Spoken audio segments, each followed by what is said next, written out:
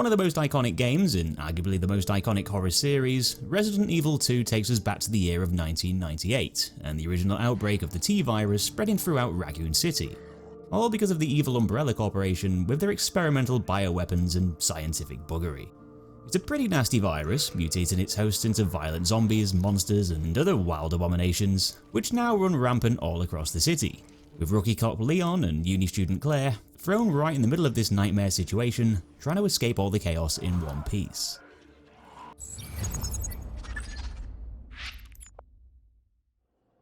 One of the main things the T-virus is quite good at doing is turning people into zombies, and with almost the entire population of Raccoon City being exposed to it through the water supply, this means that we've got a bit of a problem on our hands. Most of the city's residents are now infected up to the eyeballs with the stuff, decaying their skin, turning their minds to porridge, giving them heightened aggression, and a much better resistance to being shot in the face. So all the same sort of characteristics of a classic zombie, only without the obsession of chowing down on everyone's brain. The virus's impact on muscles and nerves, combined with it eating away at their neurological system, has drastically lowered their ability to think and move, reducing them to slow, mindless creatures which shamble around the place like pensioners that have shat themselves. The only thing these guys care about is trying to satisfy their never-ending hunger, and because they've now adopted cannibalistic traits, that's not exactly a very good thing for you. These zombies aren't going to win any races, but that increased pain tolerance has turned them into lumbering bullet sponges that just won't stay down. Popping their heads like balloons will take them out of the fight completely, but it can sometimes take quite a lot of firepower to actually do that. For this reason, it can often be better to just avoid them altogether, saving precious ammo and saving you the effort of having to line up a bazillion headshots. Not a bad tactic, until you need to retread through an area, completely forgetting that there was one still there. Easy thing to do.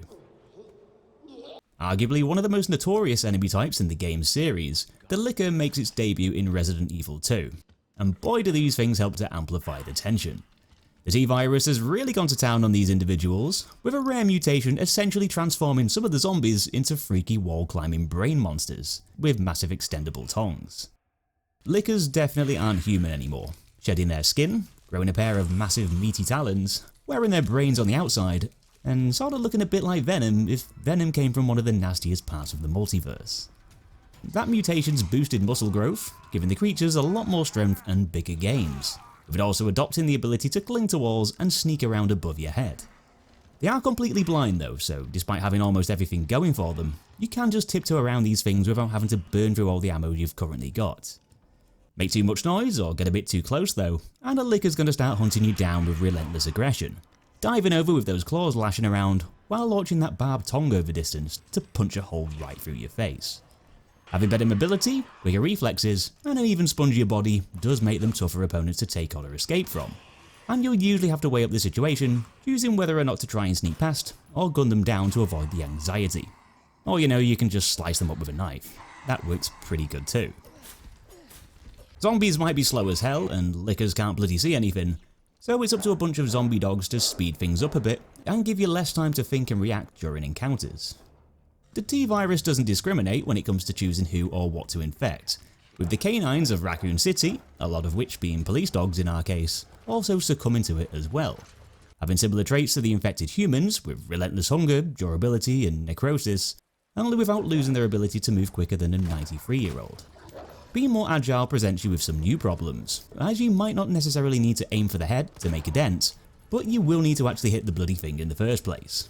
Sometimes easier said than done when they're dashing forwards together in small groups. And if you're not careful, then you might end up wasting a whole magazine shooting up the scenery, or worse, you might get turned into a Scooby snack.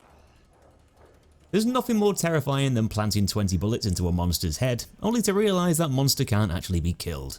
The series' very first stalker enemy pops up in this game, with that being an experimental bioorganic weapon called the Tyrant, aka Mr.X. who sort of looks a bit like Colossus from Deadpool going through a bit of a leather phase. And he's basically one of the Umbrella Corporation's cleanup crew, sent on a mission to snuff out survivors and retrieve a special sample of the G-virus. These Tyrants are sort of like the Terminators of the Resident Evil world, essentially being monsters programmed to do whatever the hell Umbrella wants them to. They're ultra strong, able to regenerate wounds, and they're stupidly hard to actually kill. Oh, and they don't need paying either, which is always a very big win for a giant corporation. Because you're one of the few things to actually be alive in the area, and this guy's been ordered to kill uninfected humans, Well, that makes you a pretty big target, and Mr. X is going to stop at nothing to punch your lights out. Let him get too close, X gon' give it to you. You basically need to escape and evade this persistent bugger, trying not to draw any attention to yourself. Listen out for footsteps to anticipate his movements, and run like hell whenever he finds you. Always staying on the move and always having an exit plan in case he decides to pop up unexpectedly. Thankfully, he's not the fastest monster in the world, and he can't follow you into every room, like most of the ones with the typewriters. You can also temporarily stun the big guy if you get yourself cornered, but just be prepared to sacrifice some of that valuable ammo you've been collecting. When you venture into the sewers, it won't be long until you realise there's some pretty nasty things lurking around down there, and I'm not just talking about a few floating turds. This sewer system happens to be the home of an alligator, which has unsurprisingly also been infected by that T-virus too, mutating the creature and making it grow to an extremely large size. It dwells in a long tunnel near the sewer entrance, and once you make your way into said tunnel, it's going to go on to chase you down with about as much hostility as you'd naturally expect from a gigantic zombified eating machine, temporarily throwing you into a Crash Bandicoot scenario, only with the boulder being replaced by a huge chomping gob. Running away and sidestepping the creature's lunges is pretty much the only way you'll make it out of this tunnel in one piece, and you'll eventually jump over a slope at the end, only for the alligator to bite down on a big yellow pipe, with a massive warning label saying flammable gas. And we've all played enough games by now to know what to do in this situation. And just like that, the mutant alligator doesn't have a head anymore. You'll soon discover that the sewer system's been transformed into an alien-like horrorscape. The place has been swamped by a load of nasty bulbous meat blobs, looking like a bunch of mogwais have just had a midnight pizza party. Well, this is down to a much more reactive mutagen known as the G-Virus. Human test subjects discarded into the sewers from a nearby lab have been implanted with larvae parasites, which burst out of their rib cages like xenomorphs, rejecting hosts that aren't biologically compatible. There's quite a few of these poor buggers lying around, so we can expect these creatures to be down here with us too. But because they've been accustomed to a growth hormone, this has allowed them to rapidly develop into something much more monstrous. Looking like an overweight tortoise made of tumours, the G-adults might be hindered by a mass of fleshy tissue, slowing down its movements, but this also gives it extra power and resistance to damage as a trade-off. If you let them get too close, they're going to grab a hold, split their heads open like a meaty flower, and go on to vomit infected fluid all over your face from an elongated tube of muscle. And if that's not messed up enough, they can also use the same tube to spit out parasitic minions, which travel towards you in the crappy sewage water, inflicting damage as they explode nearby. These wacky attacks can put you in a poisoned state, complicating encounters even further, which isn't exactly a great thing with these mutants able to soak up an absolute shedload of bullets. Thankfully, they do have a weak spot on their shoulder, in the form of a creepy looking eyeball, and this can be shot to put them down a little bit easier. But that's providing it's not covered up by a layer of hardened skin, which you might need to destroy first. Quite a lot of the different experiments were conducted in the Umbrella labs underneath the sewer system, and some of them involved genetically engineered plants. One of these subjects, Plant 43, decided to go on a bit of a rampage, murdering the scientists and cause a bit of chaos in the greenhouse area. Once the killing spree was over, Plant 43 decided to lie dormant, wrapping around the dead scientists and Umbrella employees within the zone and implant them with its own infected seedlings, which sort of acted like a parasite, reanimating the corpses, wildly mutating them, basically taking full control of their actions. These evil plant parasites have essentially turned their hosts into ivy creatures, zombies of the vegan variety, causing long vines to sprout out from their bodies and splitting their heads wide open to form mouths that look like grisly looking Venus flytraps, all the better for chomping down on their victim's noggin. You obviously don't want to get too close to these guys, with them having the ability to insta-kill, and if you blast away the orange bulbs dotted around the vegetation surrounding their bodies, well, that's going to cause them to stumble around and eventually fall down. This is where they like to play a cruel trick on the noobs, as they'll regrow those bulbs over time and come back to life again to scare the living crap out of anyone not expecting it. The only way to put these things down for good is to barbecue them with fire-based weapons, typically being best to pop all of those bulbs first, only to turn up the heat while they're defenseless, wriggling around on the floor. Although the T-virus is responsible for most of the city's damnation, it's actually the G-virus that's playing a bigger role in the overall picture. The Umbrella Corporation wanted to play God and find a way to make people immortal, basically to make superhumans that could be weaponized, but they created something that turned people into freaks instead, all led by a group of virologists, with one of those virologists being a guy called William Birkin. After discovering the Golgotha virus, a powerful strain with the ability to repair dead cells and bring people back from the grave, Birkin was assigned to further develop it, with the virus potentially being the breakthrough that Umbrella was looking for. The problem is, this G-virus was ridiculously unstable and caused extreme genetic mutations, and after being shot by a trigger-happy military team while guarding his case of samples, Birkin took the risk to use the G-virus on himself, in a last-ditch attempt to save his life. It was a very big risk, and it was a very big risk that didn't pay off, kicking off a violent chain of random mutations which would eventually completely consume his being. William Birkin was gone, and the ever-evolving mutant known as G was born, hell-bent on spreading the virus as much as possible by infecting compatible hosts with parasitic embryos. You run into G quite a few times over the game, with the first encounter taking place in an underground facility, with his right arm being completely messed up, now deformed into an oversized lump of tissue. Although he does try and smash ahead him with a very long pole, you can clearly see that Birkin's trying to fight against the virus's impulses, with some of his humanity still being intact. That doesn't make him any less dangerous though, so you'll still want to keep your distance and shoot away at the large eyeball that pops up on his right shoulder, with that being his main weak spot. Things don't get much easier when all the pipes suddenly start blowing out heavy smoke, limiting visibility and making the monster a little bit better at conducting ambushes. But once you've put enough lead in that eye, he's going to topple over a nearby rail and fall into the darkness down below. We'll bump into G a little bit later on where the virus has mutated him even further, adding even more muscle, developing a huge claw, and even growing an extra head. Because it's further hijacked his mind at this point, Birkin's no longer going to try and restrain the virus, making his actions a lot more aggressive as he chases you down towards a platform with a large container.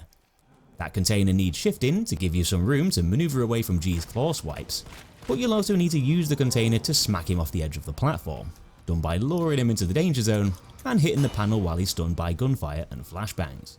And depending on how much damage you deal to the boss, you might need to do this a couple of times, once again pushing him into a dark abyss.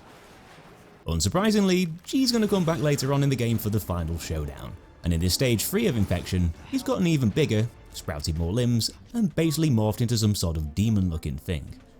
This boss fight sort of plays out in a similar way to the others, running away from all those thrashing claws, while trying to shoot the eyeballs popping out all over his body.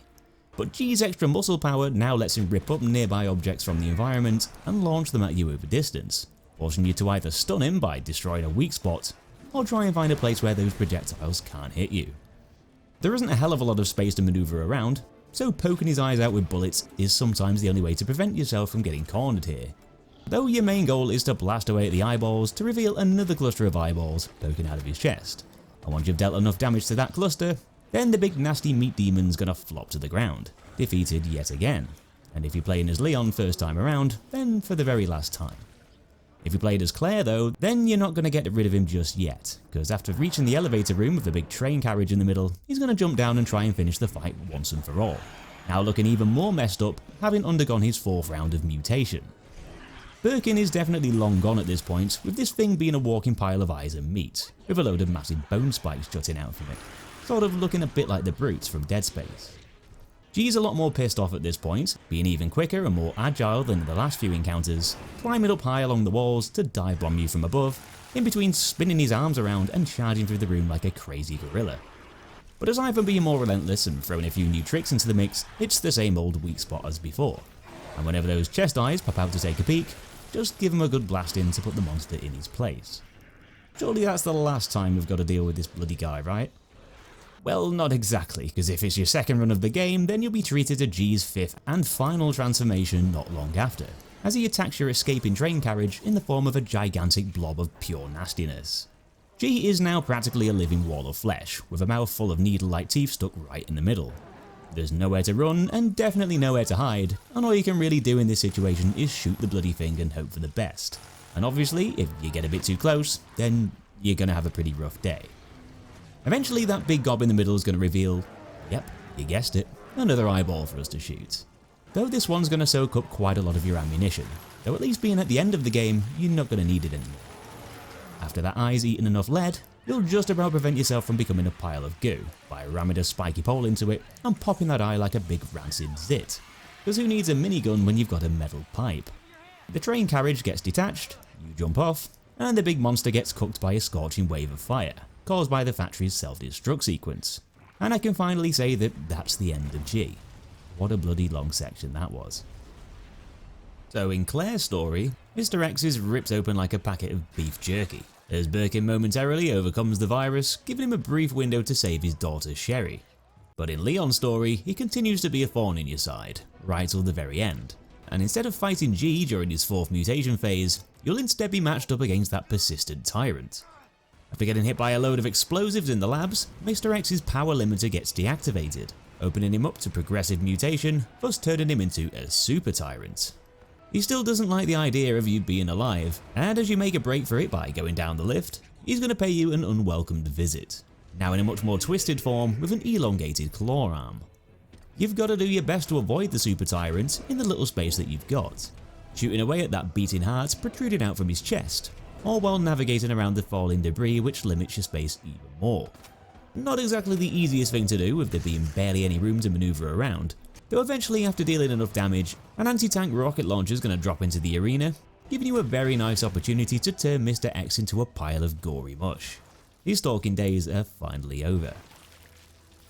So those are all the enemy types and bosses from the main story, but there's also a few more that can be found in the Ghost Survivors DLC, with one of those being the Poison Zombie, a much more supernatural looking variant with bright glowing eyes and dark purple skin.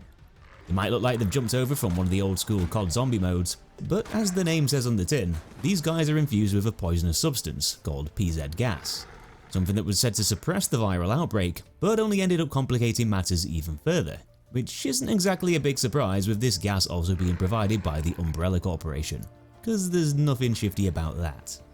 Well, it made the zombies venomous and pretty much turned them into walking toxic bombs, which was all part of Umbrella's plan to make the infected even deadlier, and make life even harder for any surviving witnesses in the city. You'll therefore want to keep a bit of extra distance from these guys, as killing them releases a cloud of poison gas, though at least it gives you a clear sign that the zombies are not going to be getting back up to devour the back of your neck. Another monster you'll bump into is the Palehead.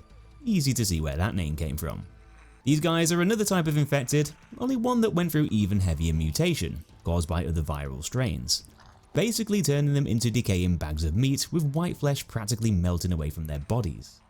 Despite looking like they've taken a plunge in a bathtub of acid, these freaky looking things are actually a hell of a lot more durable than they look, as the mutations giving them the ability to regenerate biomatter naturally, which is a fancy way of saying they can rapidly heal themselves from heavy wounds, making your job a bit tougher with them being able to withstand even more firepower. So to take one down effectively, you've got to deal damage at a faster rate than their recovery process, which is easier done by blasting them away with stronger bullets or landing lots of headshots in a short space of time. They're not quite as dopey as the standard zombies, and having faster movements puts even more pressure on you to finish them off quickly. So last and certainly not least is the anti-personnel gear zombie, and if you thought the normal ones and the Paleheads were a little bit spongy, wait till you try shooting one that's strapped up with a load of bulletproof plating. These A-gears were once security officers assigned to watch over Umbrella's underground facilities, but of course they got infected by the T-virus too. How unfortunate. And because they happen to be wearing impenetrable suits of armor, this is going to add another layer of tactics to bringing them down. Thankfully, most of these zombies have exposed limbs and body parts where their armors fell off, and by aiming for those squishy bits, you can still deal damage, like you naturally would against the standard variants.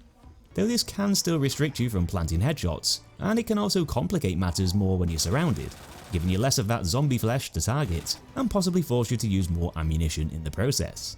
Oh, and good luck trying to take on a fully armoured one if you've got no grenades handy.